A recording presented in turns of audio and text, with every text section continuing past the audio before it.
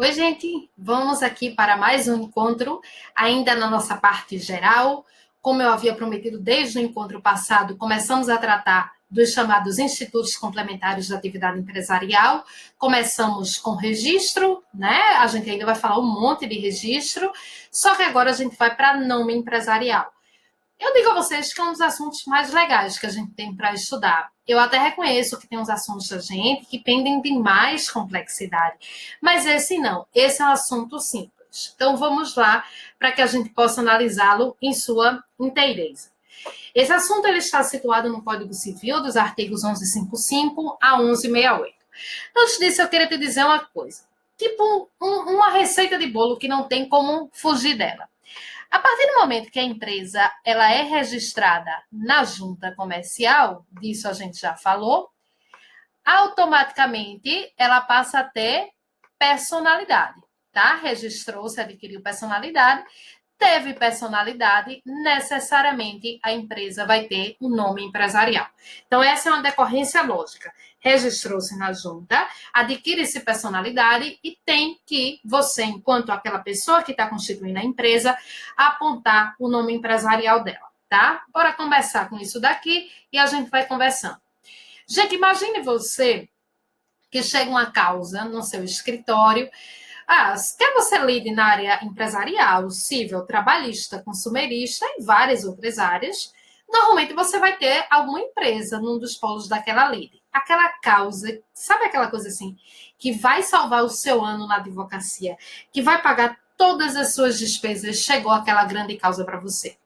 Aí, obviamente, você vai intentar a peça exordial, né, a petição inicial, e aí você precisa saber o nome da empresa que você vai processar. Como é que você descobre o nome da empresa? Me diga aí, para a gente ir conversando. Como é que eu descubro o nome empresarial de uma empresa? Às vezes eu pergunto isso em sala de aula e vem as ideias. Professora, pelo CNPJ dela. Já não tenho nem o nome dela, quanto mais o CNPJ. Professora, na Receita Federal. Não, está na Receita Federal, é completamente sigiloso. Vejam, só existem duas formas de eu descobrir o nome empresarial de uma empresa. Eu posso ir na junta comercial e ter acesso ao seu contrato social, porque o que está na junta é público, como eu já disse a vocês. Ou, por exemplo, eu, enquanto consumidora, quero processar um restaurante que eu fui lá, comi e passei mal. Onde é que eu descubro o nome empresarial? Na nota fiscal. Então, é isso que eu quero que vocês comecem a discernir. Nome empresarial não é uma coisa que a gente, consumidor, está muito ligado, não. A gente se liga em marca, em nome de fantasia, outras coisas que a gente vai te dizer o que é. Mas nome empresarial é aquilo que está na nota fiscal, é aquilo que está na junta comercial registrado. Pois bem, nome empresarial é expressão genérica. Dentro desse gênero, o artigo 1155 vai dizer que eu tenho duas espécies. As espécies são firma e denominação. Pronto. Nome empresarial, quando eu digo que toda empresa registrada precisa ter um nome. Nome é gênero. Dentro desse gênero, eu tenho duas espécies: firma ou denominação. E aí a gente vai falando delas aqui para vocês, tá? Para que vocês possam ter uma ideia melhor. Professora, só eu que escolho, eu vou lá registrar a empresa. Se ela vai ter firma ou denominação, em regra, não. Em regra, a lei é que vai dizer quem vai ter firma e quem vai ter denominação. Mas vamos lá, para a gente ir se inteirando melhor do assunto. Primeiro, gente, a firma ela é também chamada de razão social. A denominação não tem nenhum sinônimo. Ninguém chama isso de firma. Nem a própria junta comercial chama de firma. Todo mundo só chama de razão social. Mas, pelo Código Civil, o nome correto seria firma. São sinônimos. Como é que eu identifico se o nome empresarial é firma ou denominação? Em regra, pela sua composição. A firma ela é composta de nomes próprios. Por exemplo, Araújo e Fonseca Limitada. Veja, gente, não tem dificuldade nesse assunto. Como eu disse a vocês, o que for um pouquinho mais complexo, eu digo a vocês, eu não minto para vocês, não. Mas vejam, aqui, constituída a partir de nomes próprios, isso é uma firma. A denominação, em regra, é assim: expressão inventada acompanhada do objeto social. Então, quando eu digo hotel, é o objeto social. Do sol escaldante é o nome que eu inventei aqui. Pronto, isso é uma denominação, ok? Como eu estava dizendo a vocês, em regra, não são os sócios se vão dizer se querem firma ou denominação, é a lei. A lei vai dizer, sociedade em nome coletivo só tem firma. Sociedade anônima só tem denominação? E por aí vai. Professora, diga aí devagar para eu anotar. Não precisa que você anote isso agora. Deixa eu te dizer aqui. Nesse momento, eu quero analisar com vocês alguns artigos referentes a nome empresarial. Alguns artigos da parte das regras de nome empresarial. Quero diferenciá-los com marca, nome de fantasia, essas coisas todas. Quando estivermos em sociedades, aí sim eu vou fazer isso. Eu vou te dizer para cada tipo societário como é o nome empresarial. E aí você vai anotar, porque não adianta, gente, eu chegar agora para dizer, olha, comandita simples só é firma. Se você não lembra o que é comandita simples, somente isso, tá? Então, quando a gente tiver em cada sociedade, eu vou dizendo, o legislador disse que o nome dela só é firma, o nome dela só é denominação. No caso aqui, eu tinha que colocar um exemplo para a gente começar, que é desse tipo empresarial, assim, mais presente no nosso dia a dia, que é a limitada. A limitada é uma das poucas que aí sim ela pode optar entre firma e denominação, mas em regra a lei é que define. A gente vai falar mais para frente dos nomes societários, mas empresário individual a gente vai deixar de lado, né? Aqui e ali a gente toca ainda nele, mas empresário individual já estudamos. Então eu vou ter que te adiantar o seguinte: o EIRELI, ele se utiliza das regras da limitada. Então, ele também pode optar entre firma ou denominação. O EIRELI. Tá? Que ao final vai ter que ter a expressão EIRELI por extenso. Hotel do Sol Escaldante, EIRELI. Ou, aqui, em relação ao empresário individual, vai ter que ser o próprio nome civil dele. Vamos imaginar que eu fosse empresário individual. Então, seria Renata de Lima Pereira, EIRELI. Porque aqui é uma sociedade, tá? Eu tenho 2 pessoas. Em relação ao empresário individual, aquele que na prática não existe mais, mas que para efeito de prova existe, em relação ao empresário individual com responsabilidade ilimitada, ele só tem firma, que vai ser seu próprio nome civil. O EIRELI vai ser seu nome civil, mas acompanhado da expressão EIRELI. O empresário individual com responsabilidade ilimitada vai ser seu próprio nome civil. Se eu fosse empresário individual com responsabilidade ilimitada, meu nome empresarial Renata de Lima Pereira. A EIRELI se utiliza das normas já limitadas, portanto, pode ser firma ou denominação. Ok, gente? Vamos andando aqui adiante. Vejam só. A empresa tem direito ao bom nome, à boa reputação. As empresas, as pessoas jurídicas em geral, elas não têm direito elas não têm aquela honra subjetiva que nós temos, mas ela tem a honra objetiva. Eu digo muito aos meus alunos em sala de aula na graduação, e aproveito o momento para chamar a atenção de vocês, aquelas coisas que o povo faz hoje em dia, de ficar falando mal de empresas em rede social, sabe? Aí você diz, porque tal pessoa foi naquela empresa e foi humilhado, foi execrado, não sei o quê. Aí você pergunta à pessoa, foi com você? A pessoa faz, não, foi com meu amigo. Tá, mas foi teu amigo? Não, foi o amigo do meu amigo, o amigo do amigo, e você não sabe com quem foi. Não reposte, gente, esse tipo de notícia em relação a empresas em rede social. Se você não tiver absolutamente certeza de que aquilo ocorreu, se não tiver sido com você, e mesmo assim com bastante respeito. Porque as empresas têm se utilizado dessas postagens para que elas peçam indenizações contra você, porque a empresa também tem direito à proteção do dano moral. Pois bem, então, o nome, o bom nome, o respeito ao nome e tudo mais faz parte dos direitos da personalidade que a empresa possui, que a pessoa jurídica em si possui. A gente, enquanto pessoa física, tem uma aula, na parte geral do direito civil, tem uma aula que eu gosto muito de dar, que é a aula de nome civil, né? É muito engraçado porque cada um que tem um caso mais escabroso do que o outro, cada um que traga uns exemplos e tal, a gente se diverte, faz daquilo meio que um laboratório, meio que cada um vai dando suas experiências e é uma coisa interessante. Mas muitas vezes, por mais estranho que possa ser seu nome, você procura lá no Google, você acaba achando um nome igual ao seu. E eu não sei se vocês já perceberam isso, quando a pessoa tem um nome muito exótico, quando ela acha uma outra pessoa com o mesmo nome dela, a pessoa fica feliz, né? Porque a dor dela diminui.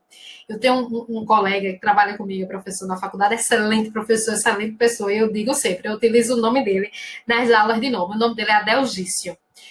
Adelgício. É isso mesmo. Foi uma homenagem ao tio dele, né? O pai dele bebeu no dia que ele nasceu, disse que ia homenagear o tio pediu, pelo amor de Deus, não faça isso, pronto. Aí eu brinco com ele, né? Eu digo, como é que a mãe pegou um bebê e disse assim, fez, esse menino vai se chamar Adelgício. Meu gente, se você tem também o nome de Adelgício, realmente, eu só conheço ele. Só que a gente chama ele de Adel, né? Porque o povo não entende o nome dele, aí chama ele de Adel. Aí um dia desse ele foi da Faculdade de Direito aqui do Recife, ele se formou lá também, que é a faculdade mais emblemática que a gente tem aqui, né, da Universidade Federal de Pernambuco. Foi juntamente com a do Arco de São Francisco de São Paulo, foi a primeira faculdade de Direito do Brasil e tal. E ele disse que começou a olhar cada uma das plaquinhas quando ele descobriu que já tinha tido, antes dele, naquela faculdade, uma outra Delgice. Mas a felicidade dele era tanta, é por causa disso. É porque você diz, poxa, alguém sofreu com esse nome tanto quanto eu, né? Pronto. Mas por mais exclusivo que possa ser seu nome, tem gente com nome igual ao seu. Me lembro que na época que Sasha de Xuxa nasceu, ninguém utilizava esse nome aqui no Brasil. Era mais utilizado até no modo masculino. Um monte de gente vai lá e registra. Não tem como ter exclusividade. Mas em relação às empresas, gente, a gente não pode ter um monte de empresa com o mesmo nome. É bem verdade que as empresas elas costumam ser muito mais identificadas por números, principalmente perante os órgãos públicos.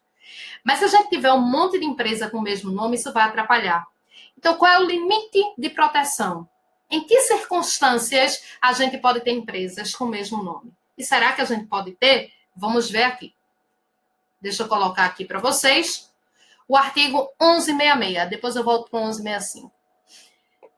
A inscrição do empresário dos atos constitutivos das pessoas jurídicas ou as respectivas averbações no registro próprio asseguram o uso exclusivo do nome nos limites do Estado. Para você que vai fazer prova, você não precisa decorar isso daqui. Vê a lógica. O nome empresarial se registra onde? Na junta. A junta é um órgão de que atuação? Municipal, estadual, federal, estadual. Então, a proteção ao nome empresarial é no Estado. Via de regra, se eu registro aqui em Pernambuco Hotel do Sol Escaldante Limitada, aqui em Pernambuco não pode ter um outro Hotel do Sol Escaldante Limitada. Esse é o chamado princípio da exclusividade. O nome empresarial é exclusivo da empresa nos limites daquele Estado. Gente, observem que não falamos aqui de ramo, que eu possa ter outra empresa de outro ramo. Não pode. Ramo vai ter a ver com marca, que a gente não vai falar nem hoje, a gente só vai citar. Marca a gente vai estudar depois separadamente. Tem nada a ver com ramo. O que interessa é o nome. Se eu tenho Hotel do Sol Escaldante aqui, tá? Eu não posso ter outra empresa com esse mesmo nome aqui em Pernambuco. A proteção ela é geográfica. As grandes empresas preferem fazer o que está aqui na exceção. O uso previsto neste artigo vai se estender a todo o território nacional. Então, de maneira excepcional, a gente pode ter a proteção em todo o país. Grandes empresas costumam fazer isso. Gente, na prática, você tem que pagar mais na junta comercial para isso. Em termos de prova, você vai dizer assim, ó, bem bonitinho. Na forma da lei especial, o nome pode ser protegido em todo o território nacional. Até hoje, nunca essa lei especial ela foi promulgada. Tá? Na prática, é você pagando a mais. Então, os limites de proteção do nome empresarial são no Estado.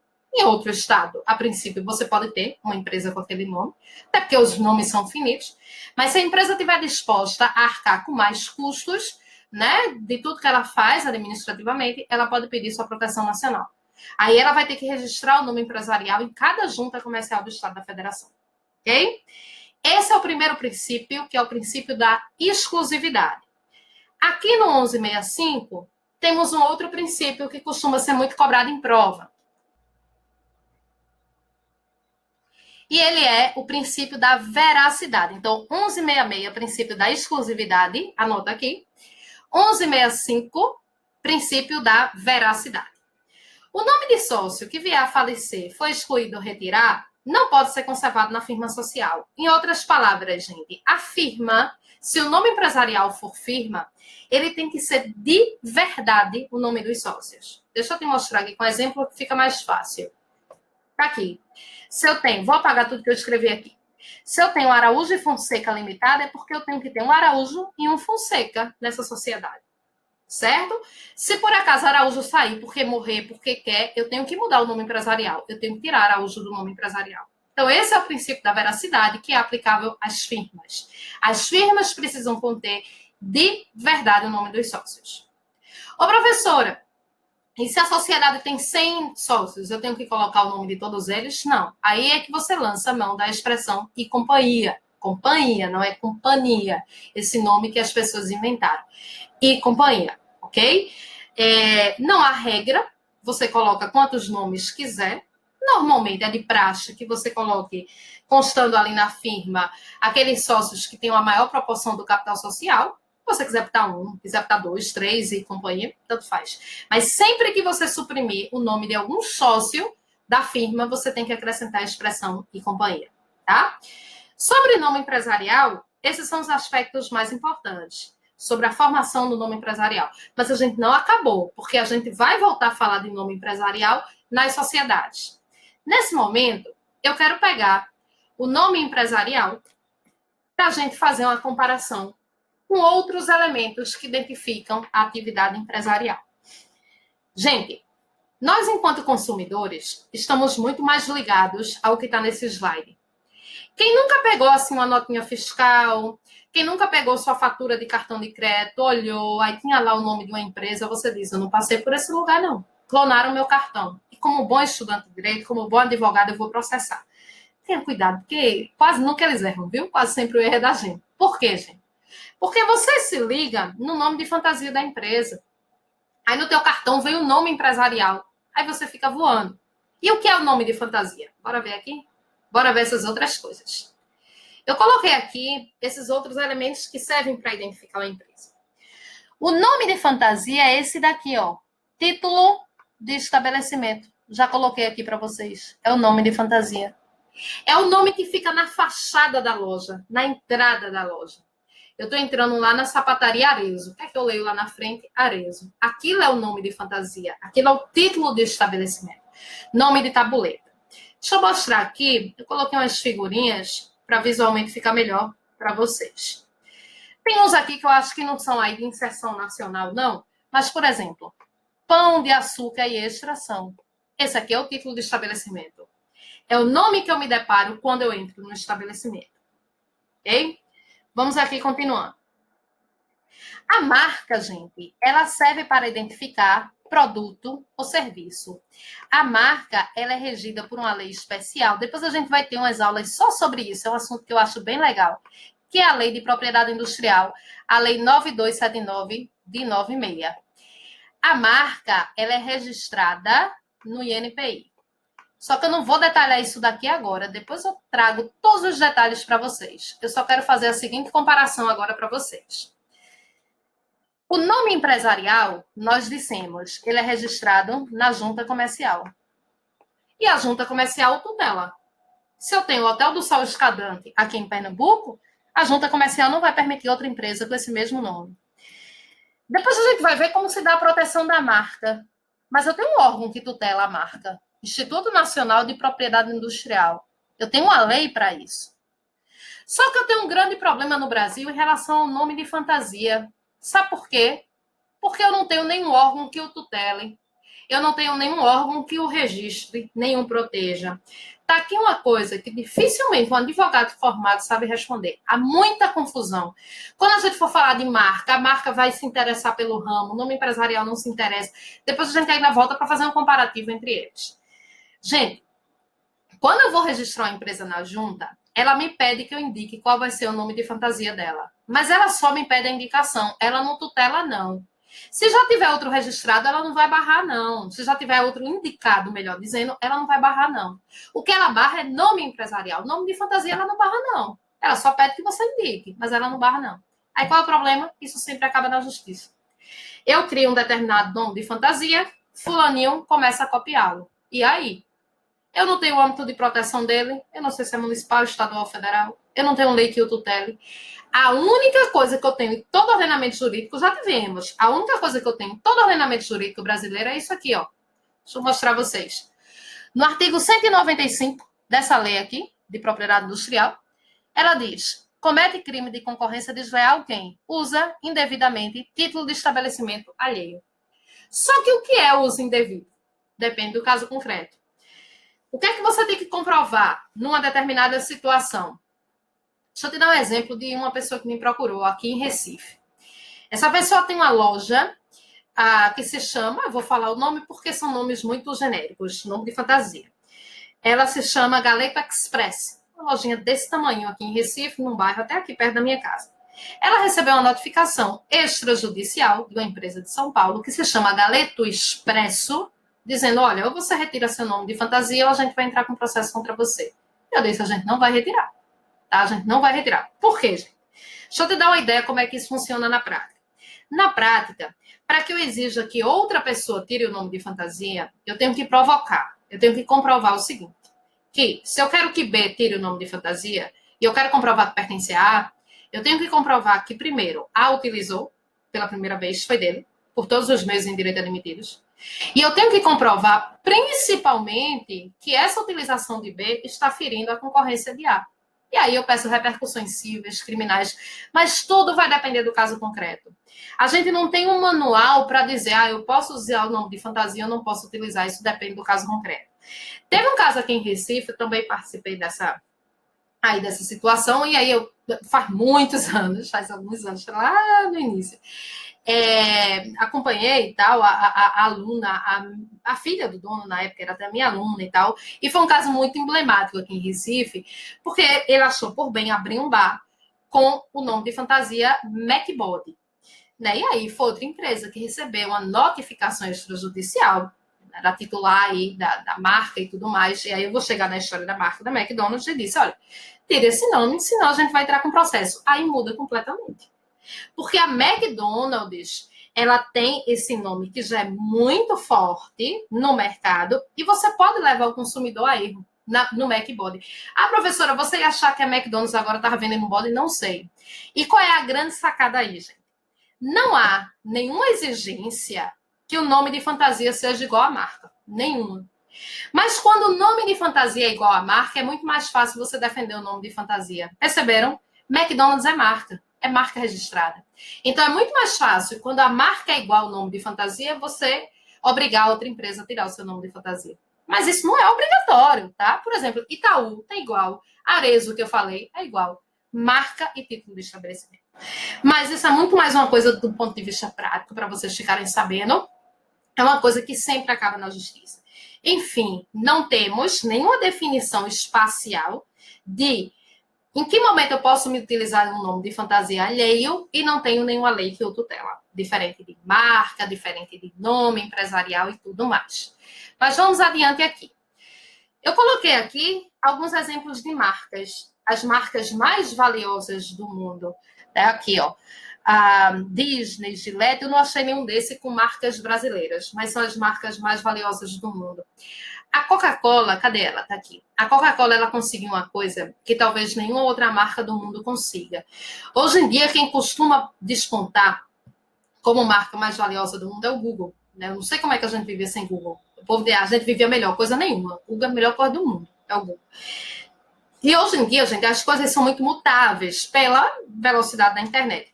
A Coca-Cola, ela conseguiu, por mais de uma década, se manter como a marca mais valiosa do mundo. E esse bem imaterial, que é a marca da Coca-Cola, valia junto mais do que todo o maquinário que a Coca-Cola tinha pelo mundo todo. Né? Hoje em dia ela não tem mais esse título de marca mais valiosa do mundo.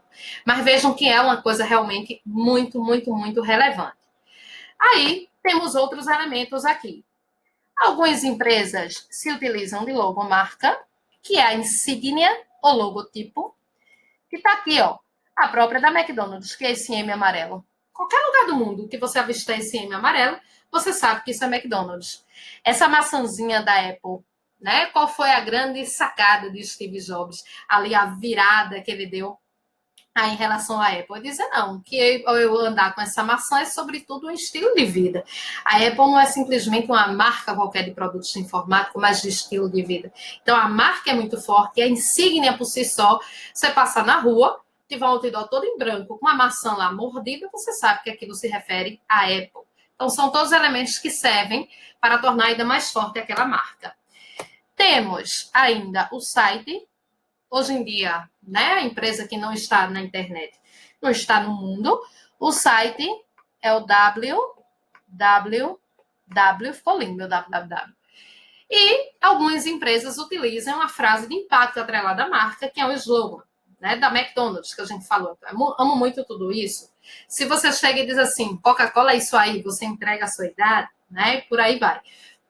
No Brasil, o slogan mais antigo em utilização é se herbaia é bom. Naquele produtinho de limpeza, dessas coisas todas, é o slogan mais antigo em utilização. Então, todos esses elementos servem para você identificar a empresa em si. Eu coloquei aqui 2 enunciados relativamente recentes, bem interessantes. Esse daqui é da primeira jornada de direito comercial, já tem mais tempo, mas ele vai dizer que o domínio, o nome de domínio, vai integrar o estabelecimento empresarial como um bem incorpóreo para todos os fins de direito, o site. E esse daqui, que é bem recente, esse da terceira jornada. Os perfis em redes sociais, quando explorados com finalidade empresarial, podem se caracterizar como elemento imaterial do estabelecimento empresarial. Gente, a gente sabe que, principalmente o Instagram, ele trouxe uma série de possibilidades nunca antes pensadas.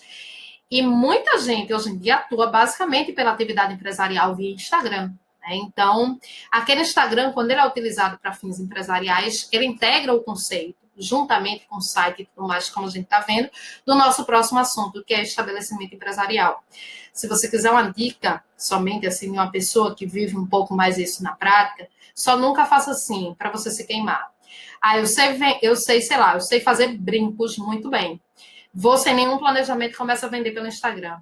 Eu sei fazer bolos, eu faço uns bolos maravilhosos. Como eu sei fazer bolo, eu vou me tornar uma vendedora de bolo pelo Instagram. E não me planejo, não vai dar certo. Não vai dar certo. Você tem que minimamente planejar a sua atividade, tá certo? Em termos de tudo, em termos de custos, de lucros, de investimentos, de divulgação. Tudo isso precisa ser muito bem pensado. Muita gente está empreendendo hoje na rede social. A princípio pode ganhar até uma graninha, mas isso não costuma dar certo sem nenhum tipo de planejamento. Gente, só para a gente terminar aqui, para a gente fechar esse assunto, deixa eu te mostrar aqui uma coisa. Por exemplo, a gente colocou aqui McDonald's. Vejam, tem uma das McDonald's aqui de Recife que ela se chama... Mas por que eu sei disso? Porque eu decorei para utilizar em aula. Alimentos, Arcos Dourados, é por extenso, tá? Eu estou colocando aqui porque fica ruim escrever tudo. Alimentos, Arcos Dourados Limitada. Isso, tipicamente, isso é uma denominação. Objeto social, alimento, né? Arcos Dourados é um nome criado. Vejam, mas por que eu sei? Porque eu decorei para utilizar em aula. A gente, enquanto consumidor, não se atrela a isso. E McDonald's ainda tem outra questão. Ela tem lojas da rede própria e lojas da franquia. Cada entidade que pertence a um franqueador diferente vai ter um nome empresarial diferente. Por exemplo, Alimentos Arcos Dourados Limitada. Esse Mzinho aqui é insígnia, como vimos. McDonald's é o quê? McDonald's é marca e é título de estabelecimento. Coincide, né? Não necessariamente vai acontecer isso, já lhe disse, mas coincide. Dentro da loja da McDonald's, existe também a venda de outras marcas, de refrigerante, de sorvete e por aí vai. Mas como é que isso cai numa prova? Isso cai numa prova de duas maneiras. Ou para você dizer o nome empresarial do tipo societário, que é o que vamos fazer bem mais para frente, quando falarmos de sociedade, ou numa questão como essa, que para mim foi uma das questões mais bem feitas que já tivemos em termos de OAB. Eu não coloquei aqui o enunciado desse exercício de fixação, mas é uma questão da OAB. Carlos andava pelos corredores de um centro comercial quando observou uma grande loja de materiais esportivos com letreiro luminoso acima da porta. O que tá, gente, lá na entrada da porta é o quê? X Esportes, o letreiro luminoso. O que está na fachada é o nome de fantasia ou título de estabelecimento. Então, já sei que é A ou C. Observem que eu dei vários exemplos a vocês, onde a marca se confundia com o título de estabelecimento. Mas, na hora da prova, ele tem que dar elementos assim para você poder identificar. Aproximou-se da vitrine e viu uma chuteira dourada com etiqueta bordada com o nome Xixuque. O que está na etiqueta da sua roupa é o quê? É uma marca. Eu já sei que minha resposta é a letra A. Ao entrar na loja, reencontrou um antigo companheiro que se identificou como gerente da X Esportes Limitada. O que é isso? Uma denominação. Por quê? Eu tenho objeto social e eu tenho um nome inventado que é o X. Ele fez uma rápida pesquisa de preços e, ao se retirar, foi informado pelo velho amigo de que, para consultar os preços da loja, ele precisaria acessar o site, que é o domínio. Dessa maneira, letra A. Pronto. Então, é isso aqui, nome empresarial, como eu estava dizendo a vocês. Nome empresarial, marca, propriedade... Eita, quase que não sai. Propriedade industrial, para mim, são os assuntos mais divertidos que a gente tem para estudar. Vejam, façam questões, deem uma lida em todo o interregno de artigos que a gente citou para vocês. O de cada tipo societário, não precisa ler agora. A gente vai explicar isso depois. Mas o resto, vá dando uma olhadinha, tá bom? Por hoje a gente vai ficando por aqui. Até o nosso próximo encontro. Qualquer dúvida, me encontre aí nas redes sociais e mandem, que eu terei total prazer em atendê-los. Um abraço.